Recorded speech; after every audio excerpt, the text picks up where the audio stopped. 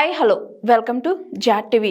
CM Revanth Reddy వ్యాఖ్యలకు నిరసనగా assembly నుంచి బీఆర్ఎస్ ఎమ్మెల్యేల వాకౌట్. బీఆర్ఎస్ ఎమ్మెల్యేలు అసెంబ్లీ నుంచి వాకౌట్ చేశారు. సీఎం రేవంత్ రెడ్డి వ్యాఖ్యలను నిరసిస్తూ వాకౌట్ చేశారు. రెండో రోజు అసెంబ్లీ సమావేశాల్లో భాగంగా మూసీ సుందరీకరణపై చర్చ జరిగింది. ఈ సందర్భంగా ప్రతిపక్ష అధికార కాంగ్రెస్ పార్టీ మధ్య మాటల యుద్ధం జరిగింది. ముందుగా హరీష్ రావు మాట్లాడుతూ మూసీ సుందరీకరణ పనుల పేరుతో పేదల ఇళ్లను కూల్చివేస్తే బీఆర్ఎస్ ఊరుకోదని హరీష్ రావు హెచ్చరించారు.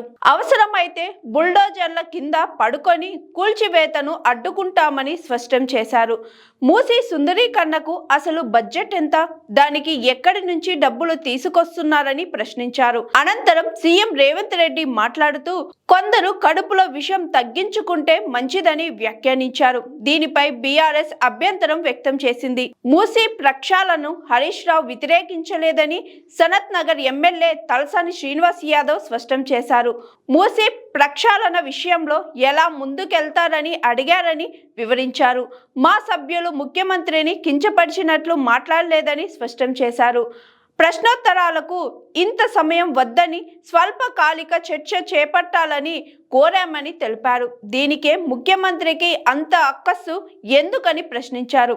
అయితే ముఖ్యమంత్రి వ్యాఖ్యలపై మాట్లాడేందుకు బీఆర్ఎస్ ఎమ్మెల్యేలకు స్పీకర్ తగినంత సమయం ఇవ్వలేదు. దీనికి నిరసనగా బీఆర్ఎస్ ఎమ్మెల్యేలు అసెంబ్లీ నుంచి వాకౌట్ చేశారు.